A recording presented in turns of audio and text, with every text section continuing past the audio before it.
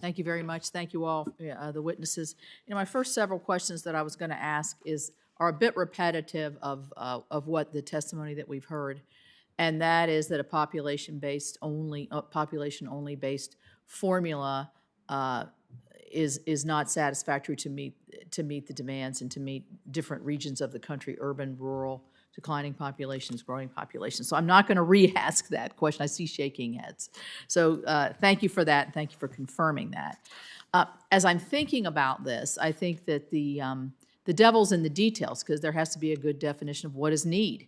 Is a need you don't have enough capacity for a growing population, or is a need such as what Senator Sullivan brought, or what somebody in a more rural state might have with aging infrastructure? And I think Ms. Dreyfuss-Wells, you addressed some of that in some of your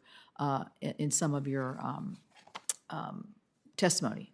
So I guess maybe I'll start with Mr. Ramser to say, what is the definition of need? Is it aging? Is it leaking? Is it not enough capacity? Wouldn't we be well served? I mean, maybe you can't weigh in on this, but I think we would be well served to make sure definitionally, if we're going to look at this, what does need mean? So is there a definition for need in this statute, or even in the Safe Drinking one? I'd have to circle back on the Safe Drinking Water Act precise definition, but under the Clean Water Act, the needs surveys that have been published, every 4 years or so from EPA, they have multiple categories of needs, including stormwater, the big ones, wastewater treatment, but to some degree, those categories have changed over the years. So if Congress were to look at updating the formula based on needs, this would be a central question: what is needs, and how wide should the scope of needs be? Mr. Sigmund, do you have a comment on that? Am I barking up the right tree here? Oh, need needs to be very broad. All the things you've talked about, you said, is it this or this or this? Yes, it's all of them. It's all the above. In addition to aging infrastructure that needs to be refreshed periodically in order to meet the needs, you have, again, growth, the ability to handle growth, whether it's population or other growth, as well as to be able to deal with pending or current regulatory changes.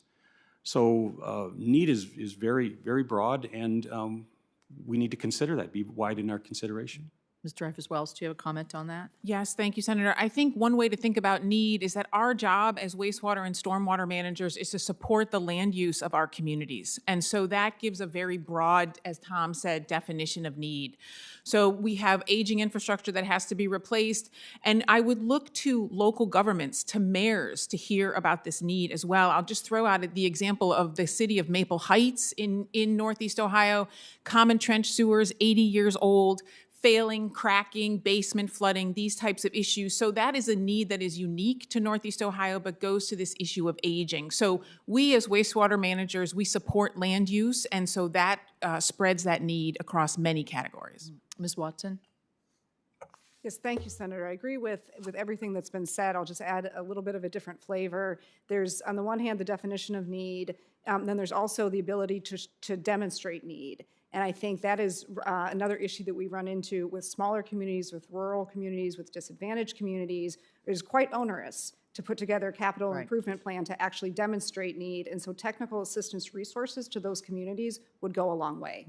And that's a repeating theme I think we've heard as well. And we know our cities and communities and counties under the COVID relief were given dollars, and one of the qualifying areas was water and wastewater infrastructure. And, I know from my mayors, they can't figure out how to do this, and then you encourage them to go regionally, and that's not a concept that a lot of mayors really, or county administrators really embrace in our state. Regionally is hard for us, but I think it's probably the more efficient way to go. So let's just say we begin to look at a different way to calculate the formula. If, in fact, we were to do so, it would change from year to year, or I'm getting to the issue of certainty and predictability. I mean, how important is that to you, Ms. Dreyfuss-Wells? It's very important. I think the point of delivering infrastructure efficiently for our customers is having a long-term capital plan. So at the sewer district, we look at these things over a very long time frame, and it involves advanced facilities planning, and then it involves detailed design as you come into actually bidding a project. So that certainty around funding is very important so that you can put together a capital plan that takes advantage of efficiencies from putting together a well-run plan. Thank you. My last comment will be, if I can, Mr. Chairman, is I see this as this could almost become a cycle. If you're in a declining population area and you aren't able to secure funds to modernize your water and wastewater systems, in my view, that further declines your ability to attract jobs, to attract residents, to attract people into those areas. So if you don't have the ability, because it's only based on population, and certainly this would be environmental justice communities would fall into this category, you're really going to perpetuate that cycle. And on the other hand, if you go to growing population areas and way increase the amount of money for those, then you're going to keep creating more population and you're going to be getting more and more dollars to be able to modernize. So I think we have to be very careful here, particularly as we're looking at declining populations and rural populations, that we're not feeding into a phenomenon that a lot of these populations are trying to fight right now. So I thank you all for your testimony. Thank you for listening.